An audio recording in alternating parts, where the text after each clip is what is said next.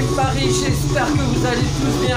On se retrouve aujourd'hui pour le petit débrief pour l'officialisation du titre de champion de France 2018.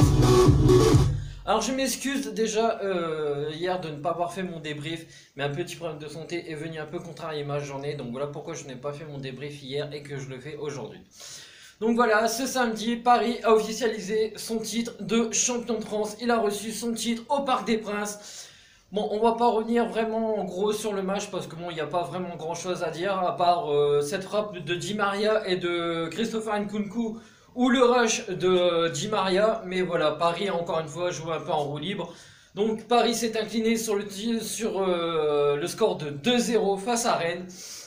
Donc bon, on pensait tous que Paris pour la dernière aurait gagné face à Rennes. Mais bon, on sait que depuis à peu près 2-3 semaines, ils jouent en roue libre, ils avaient tout gagné, donc ils ont levé un peu le pied.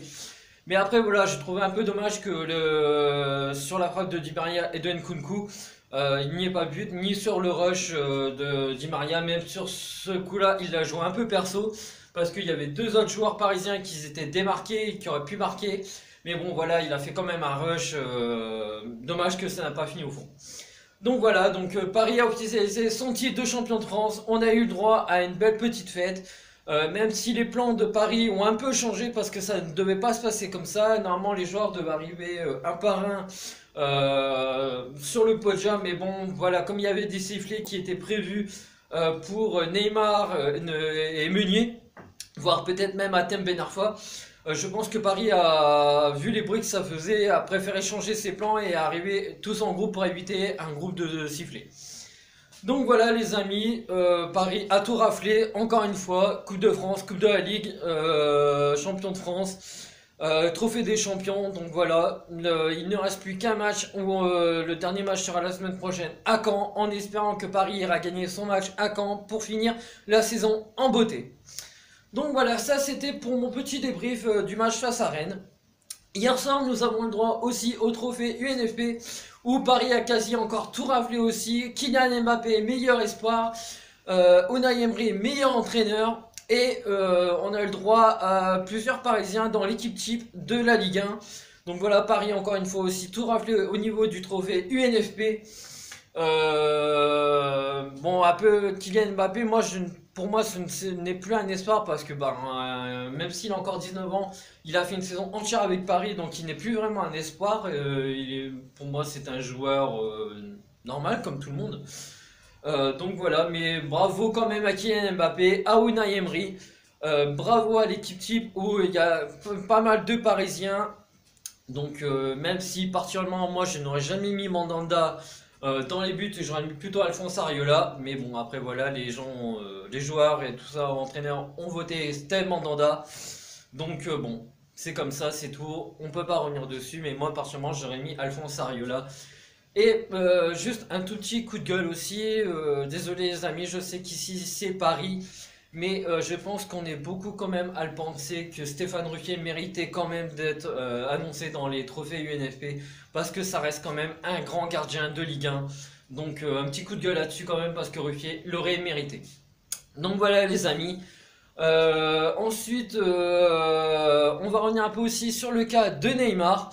Neymar a enfin parlé, Neymar a enfin dit qu'il restait à Paris la saison prochaine, qu'il était fier de porter le maillot du PSG et qu'il voulait apporter encore du bonheur au Paris Saint-Germain. Donc, à mon avis, pour moi perso, je pense qu'il va encore rester un an et ensuite il va partir. Parce que bon, c'est vrai que la Ligue 1 est assez faible. Il n'y a vraiment que la Champions League qui est à son niveau. Donc, on va encore profiter de Neymar. Et on va vraiment espérer qu'il ne se blesse pas cette saison, la saison prochaine qui va arriver. Et pour qu'il soit à 100% et qu'il affole encore plus les stats qu'il a cette saison. Parce que cette saison, même s'il a joué que 3 mois ou 3 mois et demi, il a quand même des stats affolants. Donc imaginez s'il fait une saison entière, je pense que ça va être vraiment un truc de dingue. Donc voilà, on va espérer plein de bonheur pour Neymar. En espérant qu'il va faire une saison pleine avec le Paris Saint-Germain. Donc voilà les amis, hier il a été élu meilleur joueur de la Ligue 1. Alors bien sûr, nous avons le droit aux Marseillais qui sont venus pleurer en disant oui, non mais c'était Florian Thauvin, c'était lui qui l'aurait mérité. Non, non, non les amis, on va remettre un peu les choses dans leur contexte. Thauvin est présent que dans les matchs de Ligue 1, mais dans les gros matchs, on l'a vu, il est fantomatique les amis. Même face à Paris, sur les 2 matchs, on a vu un Thauvin fantomatique, on ne l'a pas eu. Donc non, Florian Thauvin ne mérite pas d'être joueur de la Ligue 1, meilleur joueur de la Ligue 1, excusez-moi. Mais plutôt Neymar, parce que bon, même s'il a joué que 3 mois et demi, il a quand même des stats affolantes.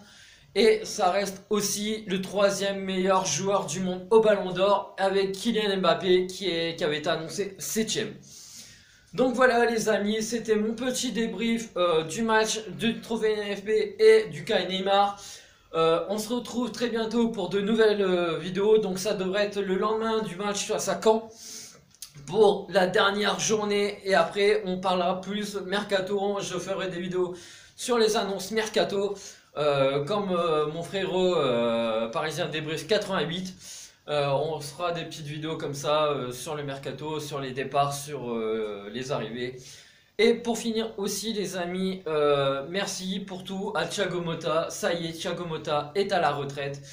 Donc un grand merci à Thiago Motta. Merci pour ce que tu as apporté avec l'équipe nationale d'Italie. Parce que ben oui les amis, je suis italien, donc je porte le maillot de la Squadra Azzurra et non pas celui de la France. J'en suis désolé mais c'est comme ça.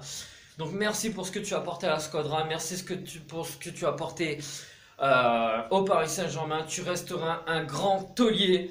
Et malheureusement, nous ne verrons plus la sentinelle Verratti, Motta, c'est fini. Mais voilà, on va repartir sur de nouvelles aventures, les amis.